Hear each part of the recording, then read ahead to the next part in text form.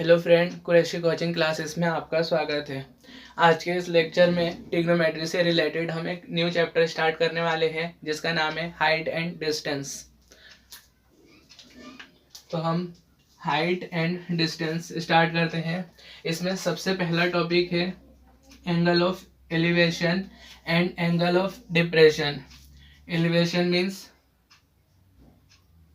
उन्नयन, तो angle of elevation उन्नयन कोण और एंगल ऑफ डिप्रेशन अवनमन कोण।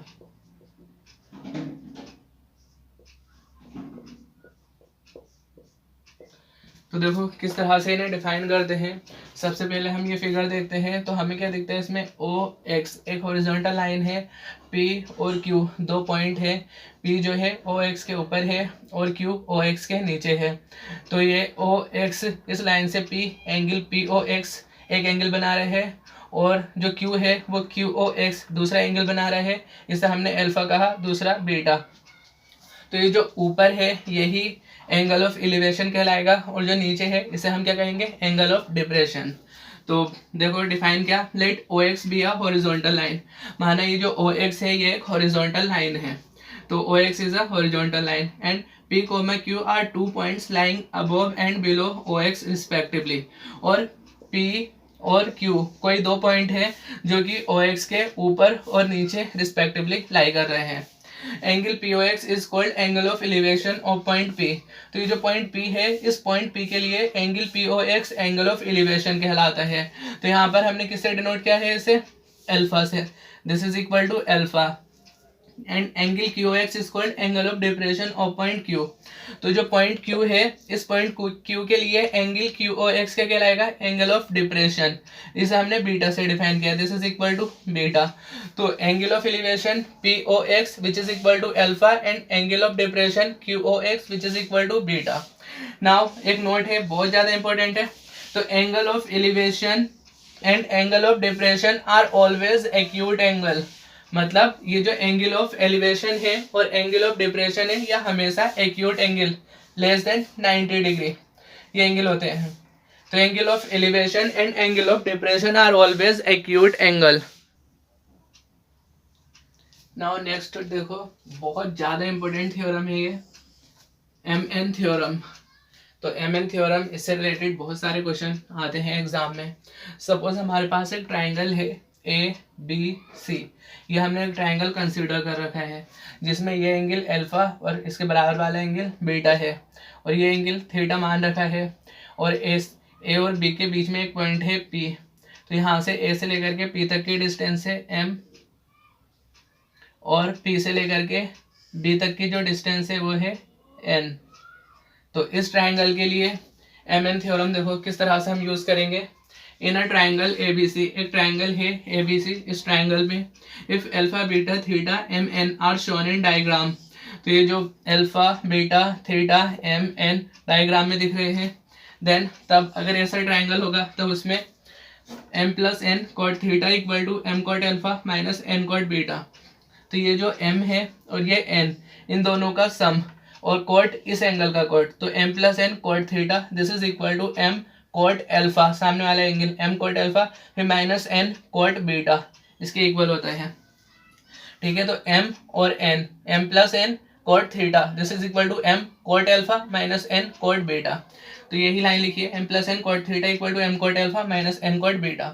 सपोज करो आप अल्फा और बीटा में नहीं लेना चाह रहे हो, यहाँ पर ये जो एंगल है ए और एंगल बी इनमें चाह रहे हो, this angle is A this is angle B.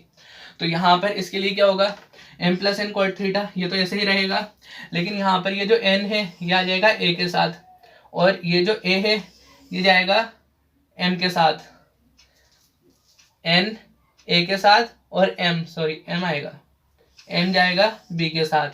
तो यहाँ पर M plus N cot theta क्या होगा, एन कॉट ए, ये एन और this is cot A, N cot A minus M, M ये वाला और एंगल ये कॉट बी, तो एम कॉट बी। तो M plus N cot theta जो होगा इसे हम ऐसे भी लिख सकते हैं N cot A minus M cot B. तो दोनों में से इनको हम इस तरह से यूज करते हैं। अल्फा होगा तो एम कॉट अल्फा और एन कॉट बीटा, और ए होगा तो एम के साथ क्या होगा बी और एन के साथ होगा ए। तो m प्लस लेफ्ट साइड में तो ये सेम ही है, राइट में अलग हो जा रहा है। तो m plus N cot theta जो होता है m cot alpha minus n cot beta, या फिर m plus N cot theta जो होगा n cot A minus m cot B. Now देखो इस चैप्टर में थ्योरी तो इतनी थी, इससे अलावा जो इम्पोर्टेंट पॉइंट आएंगे वो क्वेश्चंस के साथ ही साथ लिखा दूंगा। तो सबसे पहले कुछ क्वेश्चंस करते हैं जो बहुत सारे टीचिंग और इंजीनियरिंग एग्जाम में आए हुए हैं। तो फर्स्ट क्वेश्चन है the angle of elevation of the top of a tower from the top and bottom of the building of height A are 30 degree and 45 degree respectively. If the tower and building stand at the same level, the height of the tower is, तो हमें tower की height पता करनी है क्या होगी। मतलब question में क्या दे रखा है, the angle of elevation of the top of the tower from the top and bottom of the building. मतलब एक बिल्डिंग है और उसके साथ ही एक टावर है, तो इस टावर के टॉप और बॉटम से और बिल्डिंग जिसकी हाइट ए है उस पर जो एंगल ऑफ एलिवेशन बने हैं वो 30 डिग्री और 45 डिग्री के हैं, और बिल्डिंग की हाइट ए है। तो हमें बताना है कि जो टावर है उसकी हाइट क्या होगी, और दोनों की दोनों सेम लेवल पर खड़े हैं। तो height of tower is first option A √3+1, second option a/2 3+√3, third option a√3-1 और फोर्थ ऑप्शन a√3।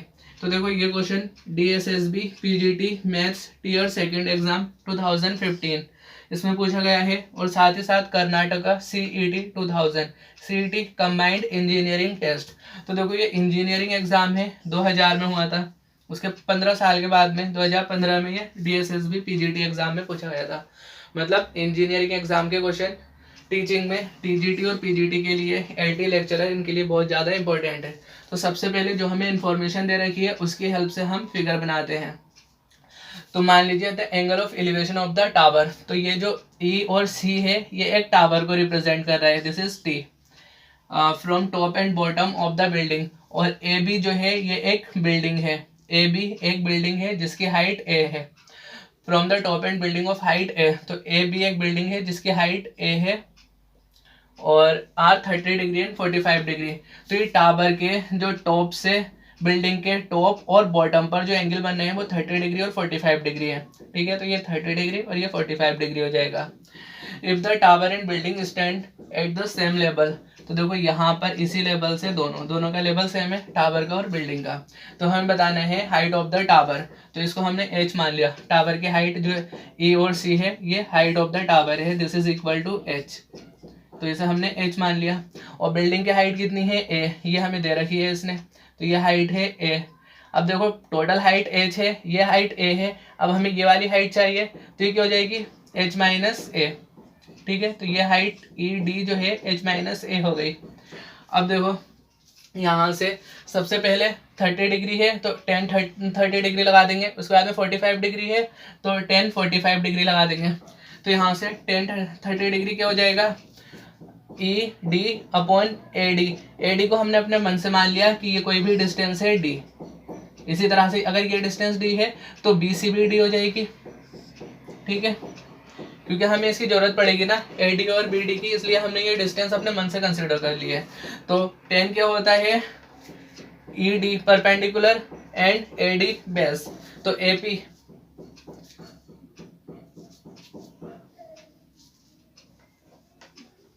तो देखो 10 30 डिग्री इस केस में क्या हो जाएगा ED/AD,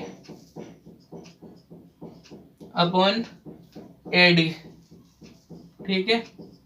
तो यहाँ से ED देखो कितना है ED h माइनस a, तो पहले 10 30 डिग्री की वैल्यू रखिए, आप जानते हो 1/√3, और ED क्या है h माइनस a/AD D मान रखा है तो D। तो यहाँ से D की वैल्यू निकाली तो D equal to h minus a/√3, D की वैल्यू आ गई। इसी तरह से अब हमने 10 45 डिग्री निकाला तो 10 क्या हो जाएगा यहाँ पर EC/BC, तो 10 45 degree this is equal to EC/BC। तो यहाँ पर EC क्या है H, EC H और BC ये D है। तो एच अपॉन डी, और 1045 डिग्री आप जानते हो 1 होता है, तो एच अपॉन डी क्या हो जाएगा 1 आ जाएगा। तो एच और डी, एच अपॉन डी 1 है तो D equal to H, H और डी आपस में इक्वल हो जाएंगे। अब यहाँ पर भी डी है तो हम डी हटा देते हैं, तो डी की जगह एच रख देंगे, तो यहाँ पर H equal to H minus है अंडर रूट 3 मिल जाएगा, H equal to H minus है अंडर रूट 3। अब यहाँ पर अंडर रूट 3 से अंदर मल्टीप्लाई कर दिया, एच अंडर रूट 3 माइनस ए अंडर रूट 3। अब हम क्या कर रहे हैं, माइनस ए है तो इसको इस लेफ्ट साइड में शिफ्ट करेंगे और एच को इस साइड को लेकर के आएंगे, तो क्या मिलेगा, A under root 3 this is equal to H under root 3 minus H. अब इसमें से एच कॉमन लेंगे तो अंडर रूट 3 माइनस 1, तो ए अंडर रूट 3 की वैल्यू क्या गई, एच अंडर रूट 3 माइनस 1। तो यहाँ से ए की वैल्यू निकाल, एच की वैल्यू चाहिए ना हमें टावर की हाइट, तो एच निकाल लेंगे, एच क्या होगा A under root 3 upon under root 3 minus 1, तो वो हमने लिख दिया H equal to A under root 3 upon under root 3 minus 1। अब देखो हाइट आ गई। अब यहाँ पर किसी भी ऑप्शन में नहीं है तो एक काम करते हैं, इसका रेशनलाइजेशन कर देते हैं। अंडर रूट 3 माइनस 1 है तो ऊपर नीचे अंडर रूट 3 प्लस 1 से मल्टीप्लाई कर देंगे, ठीक है। अब यहाँ पर A under root 3 into under root 3 plus 1 upon under root 3 under root 3 minus 1 और अंडर रूट 3 प्लस 1, तो A minus B A plus B, A square minus B square मतलब 3 minus 1 which is equal to 2, तो इसकी जगह पर हम 2 रख देंगे। अब देखो ए अपॉन 2 अंडर रूट 3 प्लस 1 कहाँ पर है, ए अपॉन 2 नहीं है, ए अपॉन 2 इसमें है, इसमें भी नहीं है, इसमें भी नहीं है, लेकिन आंसर तो हमारे एग्जैक्ट नहीं आ रहे। तो एक काम करते हैं, यहाँ 3 प्लस अंडर रूट 3 है ना, तो अंडर रूट 3 से अंदर मल्टीप्लाई कर देते हैं, ए 3 प्लस अंडर रूट 3 अपॉन 2, ठीक है। यही आंसर आ गया ए अपॉन 2 और 3 प्लस अंडर रूट 3। इसका मतलब सेकंड ऑप्शन करेक्ट होगा, बाकी सारे ऑप्शन इनकरेक्ट हो जाएंगे। नाउ नेक्स्ट क्वेश्चन है, a flag is fixed on a 50 metre high tower if the angle of elevation of the top of the flag from a point at a distance equal to the height of the tower from the base of the tower is 75 degree, then the height of the flag will be। तो यहाँ पर हमसे flag की height पूछी जा रही है कि वो क्या होगी। फर्स्ट ऑप्शन है 100 under root 3 plus 1, second option 50 under root 3 plus 1, third option 100 under root 3 minus 1 और लास्ट ऑप्शन है 50 अंडर रूट 3 माइनस 1। तो ये क्वेश्चन पीजीटी 2010 यूपी पीजीटी, तो यूपी पीजीटी में पूछा गया क्वेश्चन है ये। तो सबसे पहले दी हुई इंफॉर्मेशन के आधार पर एक फिगर ड्रॉ करते हैं, तो रफ फिगर बनाएंगे। अब flag is fixed on a 50 metre high tower, तो मान लीजिए यहाँ से लेकर के यहाँ तक ये जो डिस्टेंस है ये एक टावर है, ठीक है, और इसके टावर की जो डिस्टेंस है 50 मीटर। तो इसके ऊपर क्या क्या है, एक फ्लैग को फिक्स्ड किया गया है, तो मान लीजिए यहाँ से लेकर के यहाँ तक ये एक फ्लैग है जिसे हमने एफ से डिनोट कर दिया। तो a flag is fixed on a 50 metre high tower, तो एक 50 मीटर का टावर है जिसके ऊपर एक फ्लैग फिक्स्ड किया गया है। If the angle of elevation of the top of the flag, तो ये जो फ्लैग है इसके टॉप से एंगल ऑफ एलिवेशन, तो angle of elevation of the top of the flag from a point at a distance equal to the height of the tower from the base, तो मतलब उस पॉइंट से, ये मान लीजिए ये पॉइंट है जो कि कितनी डिस्टेंस पर है, जितनी टावर की हाइट है, तो ये डिस्टेंस कितनी हो जाएगी 50 metre. From the base of the tower is 75 degree, तो ये जो एंगल है ये एंगल 50 डिग्री 50 मीटर ये डिस्टेंस है, तो इस पॉइंट पर जो एंगल बन रहा है वो 75 डिग्री बन रहा है। Then the height of the flag will be, तो ये जो फ्लैग है इस फ्लैग की हाइट बतानी है, तो हमने देखो टोटल हाइट h मान ली और ये जो टावर है उसकी हाइट 50 है, तो फ्लैग की हाइट कितनी हो जाएगी h माइनस 50, तो हमें h का मान निकालना है, तो h निकालेंगे हम, फिर h माइनस 50 कर देंगे, तो हाइट ऑफ द फ्लैग आ जाएगा। तो यहाँ पर सीधे डायरेक्ट देखो 1075 डिग्री f कोई पॉइंट है, मान लीजिए ये पॉइंट b मान लीजिए, तो 1075 डिग्री क्या हो जाएगा F B upon P B, तो यहाँ पे F B total height h है, तो इसकी जगह पर 1075 equal to h upon P B 50, तो अपॉन 50, और 1075 under root 3 plus 1 upon under root 3 minus 1 होता है। ये जब मैंने 10-15 डिग्री और 22.5 डिग्री इस तरह से जो वैल्यू बताई थी तब बताया था। देखो अगर आपको नहीं आ रहा हो तो आप दो तरह से कर सकते हो, पहला कि 10-75 डिग्री जो है वो कॉट 15 डिग्री के इक्वल होता है। कैसे? तो इसको हम ऐसे लिख सकते हैं ना, 1075 को 1090 माइनस 15, तो 1090 माइनस थीटा कॉट थीटा, तो थीटा की जगह 15 है तो कॉट 15। और आप जानते हो साइन 15 इसकी वैल्यू क्या होती है, √3 माइनस 1 अपॉन √3 प्लस 1, और cos 15 इसकी वैल्यू √3 प्लस 1 अपॉन √3, सॉरी यहाँ पर 2√2 आएगा, 2√2, यहाँ भी 2√2। तो साइन 15 √3 माइनस 1 अपॉन 2√2 और cos 15 √3 प्लस 1 अपॉन 2√2। अब साइन 15 को cos 15 से डिवाइड करो, क्या मिलेगा हमें 10। 15 डिग्री क्या हो जाएगा, 2√2 से ये कैंसिल हो जाएगा, तो ये मिलेगा हमें √3 माइनस 1 अपॉन √3 प्लस 1। 10 15 आ गया, cot 15 निकाल लेते हैं इससे, तो cot 15 क्या हो जाएगा 1 अपॉन 10 15, तो ये √3 प्लस 1 ऊपर जाएगा अपॉन √3 माइनस 1। तो देखो यहाँ पर 1075 डिग्री क्या हो गया, cot 15, और cot 15 की वैल्यू हमने निकाली है √3 प्लस 1 अपॉन √3 माइनस 1। तो 1075 की जगह ये रख देंगे √3 प्लस 1 अपॉन √3 माइनस 1, और ये इक्वल है h अपॉन 50 के। तो यहाँ से सीधे मल्टीप्लाई कर दो 50 √3 plus 1, this is equal to √3 minus 1 into H. चाहिए क्या हमें, h चाहिए, तो h equal to 50 √3 plus 1 upon √3 minus 1। अब इसका रेशनलाइजेशन कर देते हैं, तो √3 प्लस 1 से ऊपर नीचे मल्टीप्लाई कर देंगे। अब जैसे हम इसे मल्टीप्लाई करेंगे तो 50 तो बाहर ही है, और ये a प्लस बी का होल स्क्वायर, तो a square plus B square plus 2ab upon नीचे क्या है a minus B a plus B, तो a square minus B square 3 minus 1 2। तो यहाँ पर देखो 2 से इसको 25 टाइम 25 इंटू 3 प्लस 1 4 और 2, तो यहाँ पर 2 फिर कॉमन ले लो, तो 50 2 प्लस √3, तो यहाँ पर हमें h मिल गया, h हमें मिल गया है। अब चाहिए क्या है, हाइट ऑफ द फ्लैग, तो हाइट ऑफ द फ्लैग क्या है h माइनस 50, तो h माइनस 50, h की वैल्यू 50 2 प्लस √3 माइनस 50, तो 50 को 2 से मल्टीप्लाई करेंगे 100 minus 50, this is equal to 50 plus 50 √3, तो यहाँ से 50 कॉमन ले लो, तो 1 प्लस √3 मिल जाएगा यहाँ पर। तो 50 1 प्लस √3 किस में है, ऑप्शन नंबर सेकंड में, तो सेकंड ऑप्शन करेक्ट हो जाएगा और बाकी सारे ऑप्शन इनकरेक्ट हो जाएंगे। तो यहाँ पर देखो 1075 आपने ऐसे निकाला है, इसको दूसरी तरह से भी निकाल सकते थे। 1075 को कैसे लिख सकते हैं, 45 डिग्री प्लस 30 डिग्री, और 10a प्लस भी आप जानते हो 10a प्लस 10b अपन 1 माइनस 10a 10b, तो यहाँ से भी ये √3 प्लस 1 अपन √3 माइनस 1 ही आएगा। Now next question is the angle of elevation of the sun when the length of shadow of a tree is √3 times the height of the tree is, first option 30 degree, second option 45 degree, third option 60 degree and last option 90 degree। ये question UP TGD 2010 इस exam में पूछा गया है।